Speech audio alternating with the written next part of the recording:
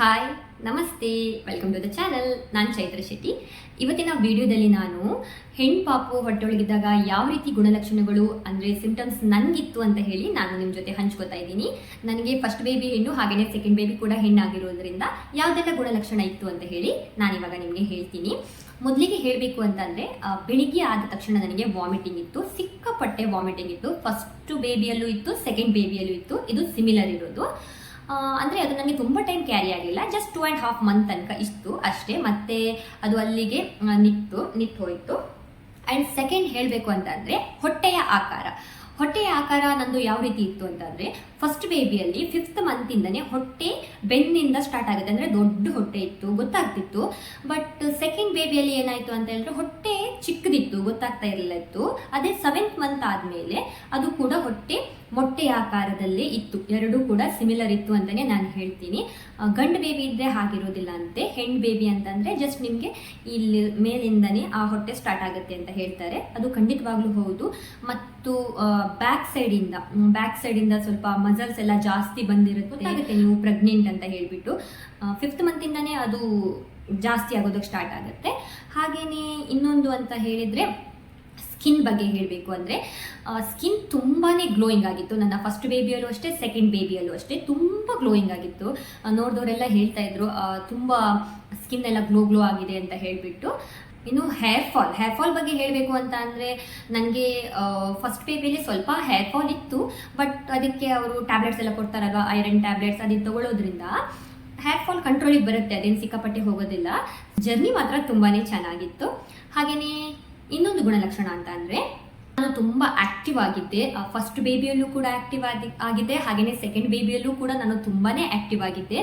ನನಗೆ ಎಲ್ಲರೂ ನೋಡೋರೇ ಹೇಳ್ತಾ ಇದ್ರು, ಇವಳೇನು ಈ ಥರ ಆ್ಯಕ್ಟಿವ್ ಇದ್ದಾಳೆ, ಸೊ ಪ್ರೆಗ್ನೆಂಟ್ ಅಂತ ಅನಿಸ್ತಾನೆ ಇಲ್ಲ ಅಂತ ಹೇಳಿಬಿಟ್ಟು ಅಷ್ಟೊಂದು ಆ್ಯಕ್ಟಿವ್ ಆಗಿದ್ದೆ ನಾನು. ನನಗೆ ಸುಸ್ತಾಗ್ತಾ ಇರಲಿಲ್ಲ ಇತ್ತು. ನಾನು ಹೇಗಿದ್ದು ಹಾಗೆ ಇರ್ತಾ ಇದ್ದೆ. ರೆಸ್ಟ್ ಮಾಡೋದು ಅದು ಇದು ಅದೆಲ್ಲ ಏನೂ ಇಲ್ಲ. ಹಾಗಂತ ಹೇಳಿ ತುಂಬ ಕೆಲಸ ಮಾಡ್ತಾ ಇರಲಿಲ್ಲ, ಬಟ್ ನಾನು ಆ್ಯಕ್ಟಿವ್ ಆಗಿದ್ದೆ ಅಷ್ಟೇ. ಬೇಬಿ ಮೂಮೆಂಟ್ ಬಗ್ಗೆ ಹೇಳಬೇಕಂತಂದರೆ, ನನಗೆ ಅರ್ಲಿ ಮೂಮೆಂಟ್ ಗೊತ್ತಾಗ್ತಾ ಇತ್ತು. ಇಬ್ಬರದ್ದು ಕೂಡ ಮೂಮೆಂಟ್ ಬೇಗನೆ ಗೊತ್ತಾಗ್ತಾ ಇತ್ತು. ಮಕ್ಕಳು ಬೇಗ ನನಗೆ ಪುಷ್ ಮಾಡಿದ್ದು ಎಲ್ಲ ಕೂಡ ಗೊತ್ತಾಗ್ತಾ ಇತ್ತು. ಬೇಬಿ ಮೂಮೆಂಟ್ ಹೇಳಬೇಕು ಅಂತ ಅಂದರೆ, ಎರಡೂ ಕೂಡ ಒಂದೇ ಸೈಡ್, ಅಂದರೆ ನನಗೆ ಲೆಫ್ಟ್ ಸೈಡಲ್ಲಿ ಮೂಮೆಂಟ್ ಜಾಸ್ತಿ ಆಗ್ತಾ ಇತ್ತು. ಲೆಫ್ಟ್ ಸೈಡಲ್ಲೇ ಮೂಮೆಂಟ್ ಆಗ್ತಾ ಇತ್ತು. ಆ ಸೈಡಲ್ಲಿ ಮಲ್ಗೋಕ್ಕೂ ತುಂಬ ನಂಗೆ ಕಷ್ಟ ಆಗ್ತಾ ಇತ್ತು.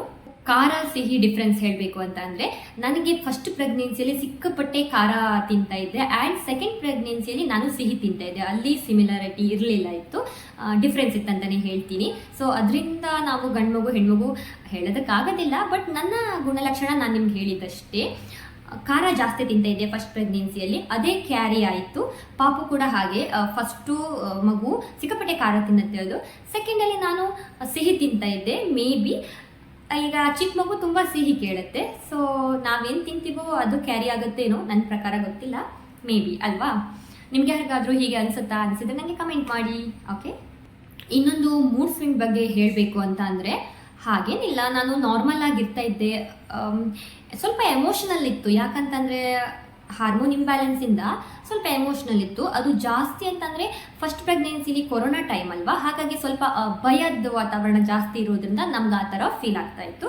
ಸೆಕೆಂಡ್ ಪ್ರೆಗ್ನೆನ್ಸಿ ಹಾಗೆ ಏನೂ ಇಲ್ಲ, ಸ್ಮೂತ್ ಆಗಿತ್ತು. ವಾಮಿಟಿಂಗ್ ಕೂಡ 1-2.5 ಮಂತ್ ಇದ್ದಿದ್ದು ಅಷ್ಟೇ, ಅದೇನು ಜಾಸ್ತಿ ಇರಲಿಲ್ಲ ಇತ್ತು. ಹಾಗೆಯೇ ನಾನು ನನ್ನ ಡೆಲಿವರಿ ಹೇಳಬೇಕಂತಂದರೆ, ನನಗೆ ಅವರು ಡೇಟ್ ಕೊಟ್ಟಿದ್ದರಿಂದ ತುಂಬ, ಅಂದರೆ ಒಂದು 18 ಡೇಸ್ ಬೇಗನೆ ನನಗೆ ಡೆಲಿವರಿ ಆಗಿದ್ದು. 2 ಬೇಬಿನೂ ಕೂಡ ಹಾಗೆ ನನಗೆ ಬೇಗನೆ ಡೆಲಿವರಿ ಆಯಿತು. ಹೆಣ್ಣು ಪಾಪು ಆಗಿದ್ದರೆ ಬೇಗ ಡೆಲಿವರಿ ಆಗುತ್ತೆ ಅಂತ ಹೇಳ್ತಾರಲ್ವ. ಸೊ ಹಾಗಾಗಿ ನಾನು ಮುಂಚೆನೇ ಹಾಸ್ಪಿಟಲ್ ಬ್ಯಾಗೆಲ್ಲ ರೆಡಿ ಮಾಡ್ಕೊಂಡಿದ್ದೆ. ನಿಮಗೆ ಯಾವುದೆಲ್ಲ ಹಾಸ್ಪಿಟಲ್ ಬ್ಯಾಗ್ ರೆಡಿ ಬೇಕು ಹಾಗೆ ಅಂದರೆ ನನ್ನ ಚಾನಲಲ್ಲಿ ಇದೆ, ದಯವಿಟ್ಟು ನೋಡಿ. ನಾನು ಹೇಳಿದ್ದೀನಿ ಏನೆಲ್ಲ ಬೇಕು ಅಂತ ಹೇಳಿಬಿಟ್ಟು. ಇನ್ನೊಂದು ಅಂತ ಅಂದರೆ, ಹಾರ್ಟ್ ಬೀಟ್ ಚೆಕ್ ಮಾಡ್ತಾರಲ್ವ, ಅವರು ನಮ್ಗೆ ಹೇಳ್ತಾರೆ.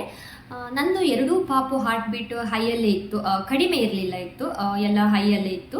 ಸೊ ಹಾಗಾಗಿ ತುಂಬ ಜಾಸ್ತಿ ಹಾರ್ಟ್ ಬೀಟ್ ಇತ್ತು ಅಂತ ಹೇಳಿದರೆ ಅದು ಹೆಣ್ಮಗು ಅಂತ ಹೇಳ್ತಾರಲ್ವ. ಮೇ ಬಿ ನಂದು 2 ಕೂಡ ಹೆಣ್ಮಗು. ನನಗೆ ಫಸ್ಟ್ ಬೇಬಿ ಹೆಣ್ಣು ಅಂತ ಗೊತ್ತಿರಲಿಲ್ಲ ಇತ್ತು, ಅಂದರೆ ನನಗೆ ಹೆಣ್ಣು ಆಗಬೇಕು ಅಂತ ಆಸೆ ಇತ್ತು.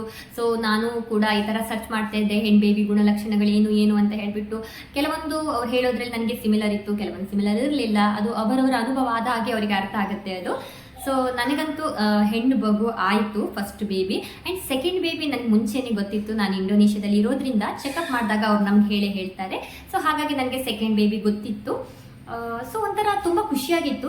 ಪ್ರೆಗ್ನೆನ್ಸಿಲಿ ನಾನು ಹೇಳೋದೇನಂತಂದರೆ ಹೆಣ್ಣಿರಲಿ ಗಂಡಿರಲಿ ಅದು ಇಂಪಾರ್ಟೆಂಟ್ ಅಲ್ಲ, ಬಟ್ ನಾವು ಆ ಪ್ರೆಗ್ನೆನ್ಸಿ ಜರ್ನಿನ ತುಂಬಾ ಎಂಜಾಯ್ ಮಾಡಬೇಕು. ಯಾಕಂತಂದರೆ ಆ 9 ಮಂತ್ ಜರ್ನಿ ಇರುತ್ತಲ್ಲ ತುಂಬಾ ಚೆನ್ನಾಗಿರುತ್ತೆ.